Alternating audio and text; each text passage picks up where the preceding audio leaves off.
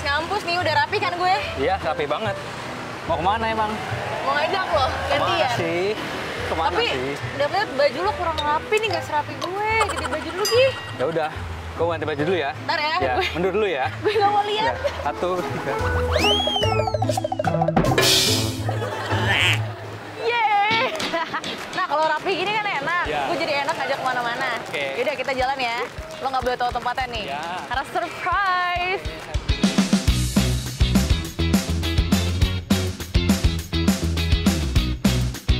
Nah, gini kan rapih nih. Iya dong. Udah berbatik, udah pakai pantofel, tinggal kondangan. Iya. Gue justru begini karena diajak lu ya. Ke suatu tempat yang gue gak tahu di mana itu. Gue cuma disuruh pakai batik, pakai segala macamnya. Nih sekarang gue mau ngajakin lo nontonin orang-orang lagi latihan paskibra. Ini paskibraka nasional lo, jangan macem-macem lo. Buat nanti di istana, di IKN. Di IKN, Oke. di sana di IKN nih. Tapi gue ada satu tugas buat lo. Apa tuh, Sherly? Pokoknya di antara nih, ini kan banyak TNI, Oke. banyak panglima di sini gitu ya. Lo harus cari satu orang Apa tuh? Tuh, yang berkumis, berkumis. orangnya agak berumur, Agak berumur, terus gagah. gagah. Berarti dia bapak-bapak. Bapak-bapak. Supaya cari, nanti gue juga bakal ngobrol sama satu orang dari Oke. sini. Nanti kita sharing tuh, biar lo tahu, biar lo gimana sih paskibra ini, paskibraka ini sejarahnya gimana. Siap. Belum pernah kan? Belum pernah. Ya udah cari ya. Ya, nanti gue bakal cari lu di tempat seluas ini. Udah 30 menit ya. Oke. Kita ketemu lagi nanti.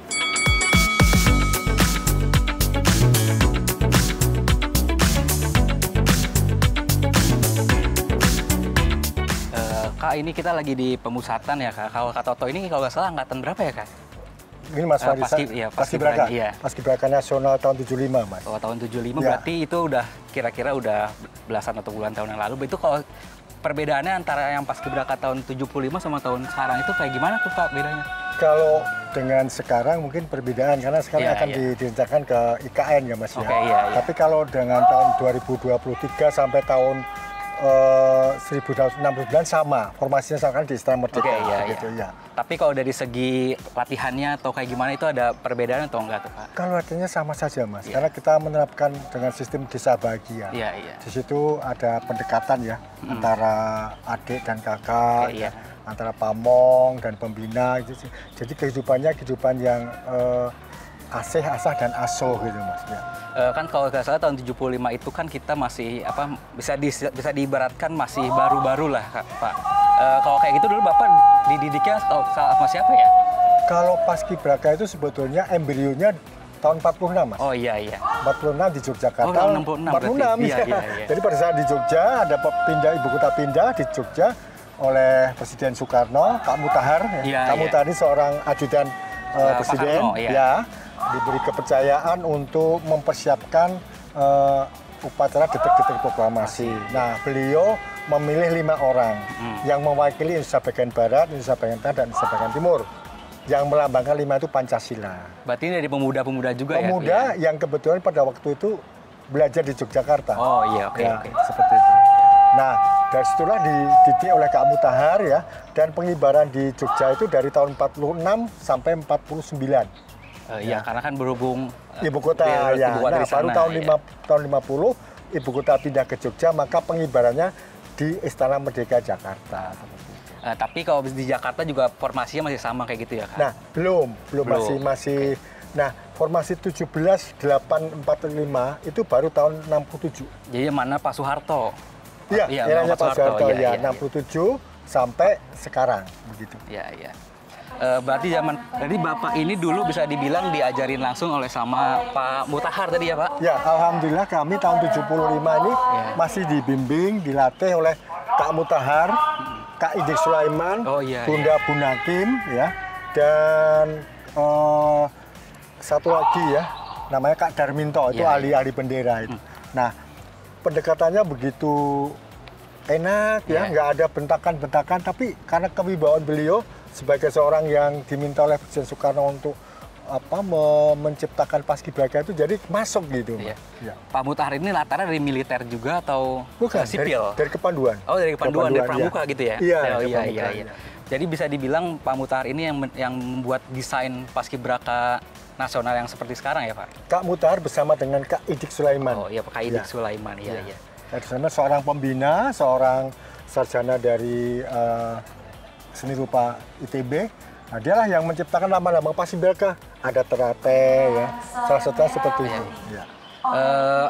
Berarti Bapak ini setelah dari 75 itu aktif di kegiatan Paskibraka setiap tahunnya atau bagaimana Pak? Oleh Kak Mutahar kami diberi amanah untuk mendirikan keluarga besar Purna Paskibraka. Oh, iya. Dan tahun 76 itu kami di Yogyakarta mendirikan satu organisasi namanya Purna Eka Paskibraka. Dan itu masih aktif sampai sekarang ya? Sampai sekarang masih aktif, alhamdulillah. Bapak masih punya posisi atau apa di organisasi itu? Kak, saya alhamdulillah menjadi wakil ketua 1 Duta Pancasila Paskibraka Indonesia. Ya. Kita makasih Pak udah sharing-sharing. Ya. Ini banyak tahun Paskibraka juga. Ya. Mungkin nanti saya bakal ke sana juga. Oh silakan Mas. Ya. Makasih Pak. Ya.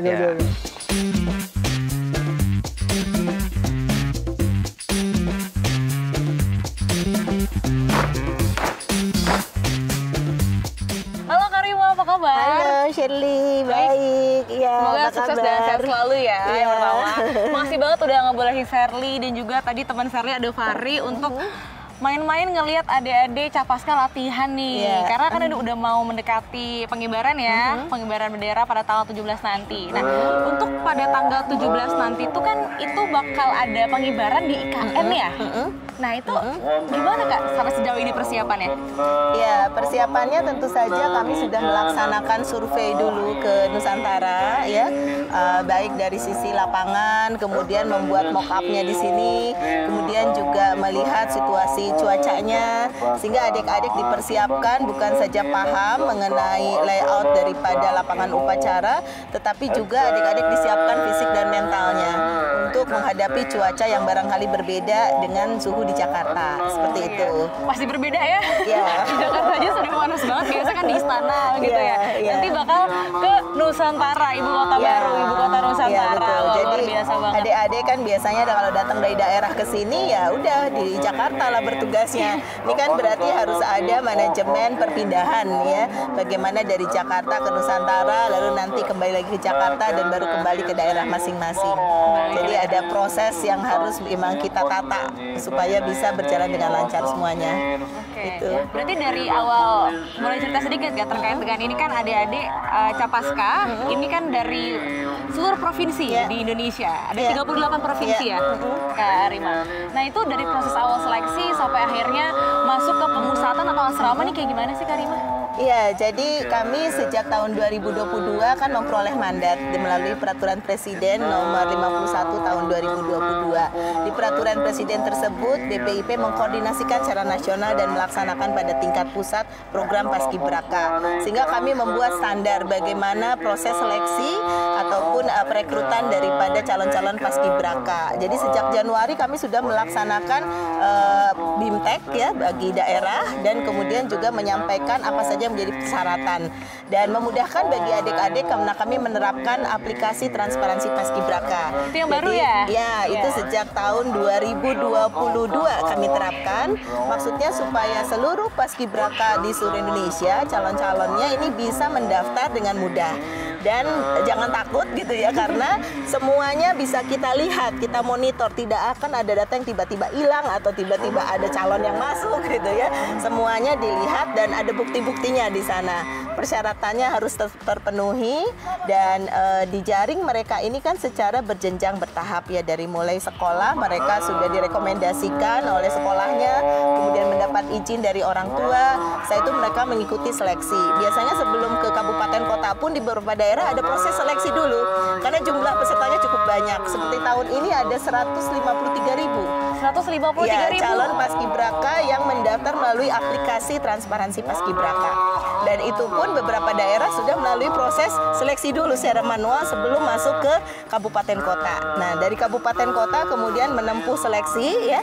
Seleksinya tentu saja meliputi selain tinggi badan, persyaratan juga berat badan sesuai tabel, kemudian juga ada hasil kesehatan dari pemeriksaan kesehatan setempat.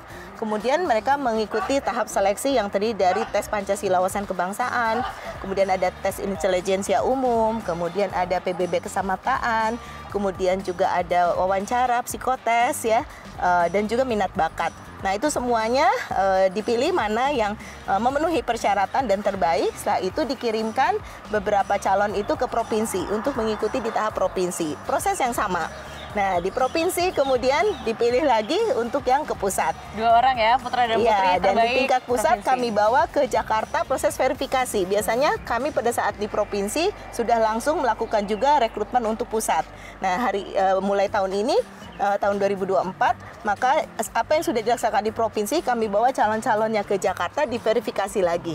Itu barulah terpilih satu pasang dari 153.000 ya pendaftar, hanya 76 ya yang 76 ya? 76 karena 38 provinsi kali 2. 76 putra-putri terbaik. Putra-putri Terbaik itu dari seluruh Indonesia Ya. yang akan mengibarkan buat di IKN nanti. Pertama kali. Dalam Ya kan? sejarah nih, Ya, berarti pertama kali. angkatan berapa nih jatuhnya?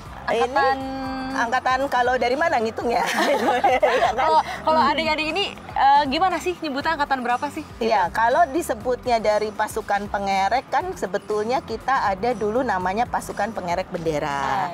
Kemudian setelah itu sampai tahun 72 namanya pasukan pengerek bendera. Mulai 73 itu namanya menjadi Paskibraka. Nah, dari 73 sampai sekarang namanya kan Paskibraka. Nah, tapi kalau di Nusantara berarti angkatan pertama dong. Oh iya. Ya kan? Yang mengibarkan di Nusantara. Jadi Paskibraka pertama yang mengibarkan di Nusantara. Paskibraka Itu. tahun 2024 menjadi Ya. sejarah pertama nih untuk Ya. pengibaran dilakukan di ibu kota Nusantara di Kalimantan Ya. Timur. Ya. Wah, luar biasa tepuk tangan dulu kita. Jadi adik-adik Luar akan biasa. mencatat sejarah baru Sejarah ya, baru itu, ya. sebagai Paskibraka pertama ya yang Iya. mengibarkan di Nusantara. Oke, Kak Rima, terima kasih banyak udah Ya, sharing-sharingnya terkait ya. dengan nyeritain proses seleksi. Dan sekarang kayaknya aku mau kenalan nih sama adik-adik Capaska, boleh Oke, kali ya? boleh, silakan. Boleh ya, Ya, Kak Rima? oke, Terima kasih, Kak silakan. Rima. Ya. Mari. Ya.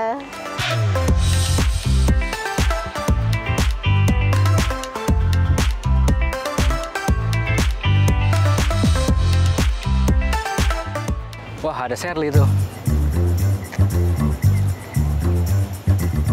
Sher, lagi ngapain? Lagi liatin adik-adik Capaska Di latihan tempat pemusatan ini? Iya. Di Wiladantika, Cibubur. di Taman Rekreasi Wiladantika Cibubur. Nah, ini Paskibraka Nasional ini lagi pada latihan nih di sini. Mereka udah masuk masa asrama atau pemusatan di Desa Bahagia. Jadi nama asramanya untuk Capaska Nasional ini adalah Desa Bahagia. Biar lebih bahagia. Biar di lebih pemusatan. bahagia, meskipun dipanas-panasin kayak gini ya. Ini pukul 2 ya. Pukul 2 dipanas-panasin begini, tapi kan nggak apa-apa, Sherly. Ini kan buat nanti tampil di IKN ya 17 Agustus Tampil di nanti. IKN. Jadi Itu kan jadi mereka- sorotan, biar bagus juga mereka latihannya. Mereka bersiap-siap untuk pengibaran bendera merah putih, di IKN Nusantara. Tadi dapat apa aja? Kan tadi kan gue suruh nih Iya. untuk cari orang yang kumisan, orangnya Iya. agak berumur, Hmm, terus gagah. iya. Siapa? Namanya Kak Toto, Muhammad Wirdayanto. Wih, udah kenal nih. Iya dong, akrab langsung. Akrab ya. Kayak kakek sendiri. Jadi dia itu saksi sejarah, Sherly. Jadi dulu dia itu adalah anak didik dari Bapak Paskibraka Indonesia, namanya Pak Mutahar. Wah, Jadi dulu itu, tadi ya informasi dari Pak Didik itu bahwa ternyata Paskibraka ini udah ada dari tahun 46. Jadi kan sebelumnya tahun 45, 17 Agustus pertama itu, ya itu situasional aja. Nah tahun 46 lah baru dibikin ada wacana Paskibraka. Tapi saat itu belum kayak sekarang. Jadi saat itu masih ada tentara dan kadang-kala juga ada cabutan dari beberapa wilayah bagian wilayah Indonesia. Dari tengah, barat, timur itu diambil 5 orang. Jadilah dikumpulin di ibu kota negara. Ada yang di Jogja, ada yang di Jakarta saat itu, sesuai tergantung situasi politiknya.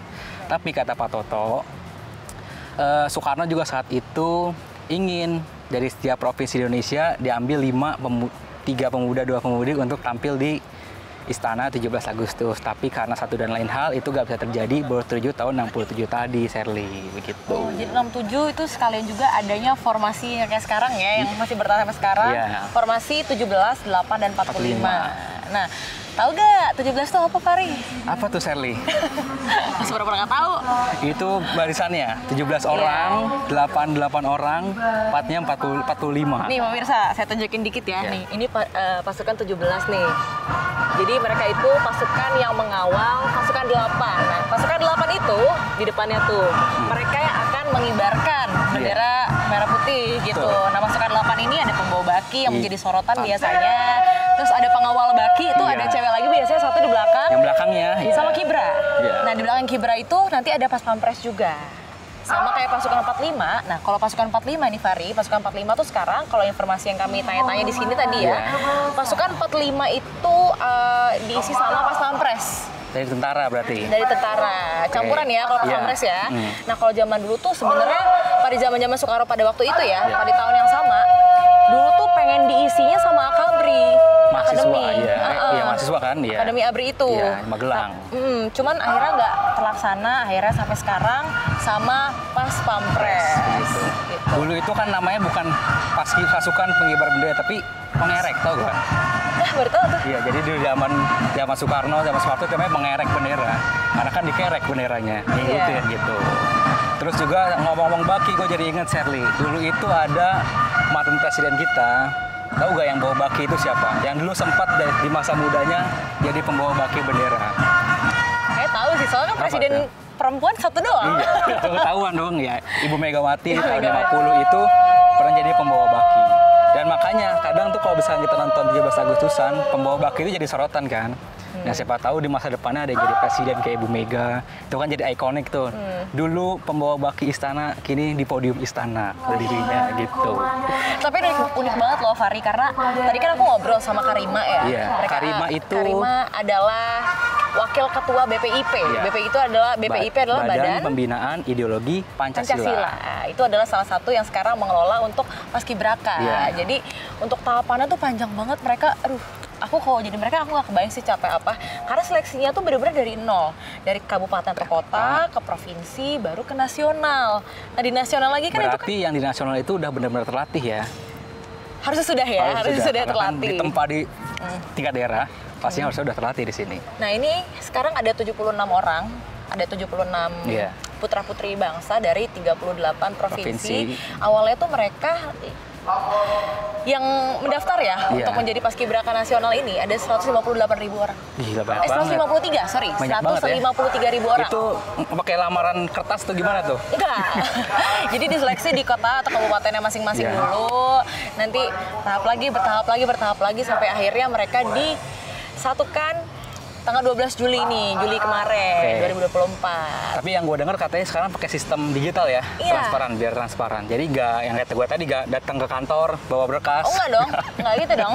Kalau mau ngelamar kerja dong kayak gitu. Nah kalau sekarang itu sudah dikelola dengan BPIP dan DPPI. Iya. Ya, jadi BPIP adalah Badan Pembinaan Ideologi Pancasila, dan DPPI adalah Duta Paskibraka Duta Pancasila Paskibraka Indonesia. Tepuk tangan. Udah hatam sekarang ya. Nanti kita ambil satu pelatih untuk ngajarin Fahri apa tuh bisa jadi cadangan ya. Iya. Anak bawah nggak apa-apa. Supaya nanti gue domelin. Nggak bisa Fahri. Fahri di sini takut ngegelinding guys. Orangnya tinggi-tinggi soalnya di sini. Paling tinggi berapa tuh Sherly? Enggak, maksudnya maksimalnya persyaratannya? Untuk laki-laki tuh 170. Pasti kalau kalau salah. perempuan? Kalau perempuan 165 Ya, cm. pasti ditolak sih gue itu. Gue atur 69 soalnya. Nah ini udah mereka lagi latihan lagi sekarang. Kayak kita mau ngeliatin mereka latihan aja ya abis Iya. ini Fahri, karena Kayaknya asik juga ngeliatinnya. asik juga ya, siapa tahu nanti kalau kita punya anak. Bukan, maksudnya bukan gitu. Kalau saya punya anak dan Fahri punya anak gitu maksudnya. Iya. Siapa tahu jadi Anak gue jadi Paskibraka. Amin. Gitu. Baik pemirsa, ikuti terus isu-isu ekonomi hanya di Servisi Indonesia Insight. tepat Anda mendapat wawasan ekonomi dari masa lalu hingga masa kini. Servisi Indonesia Beyond Business. Ayo kita lihat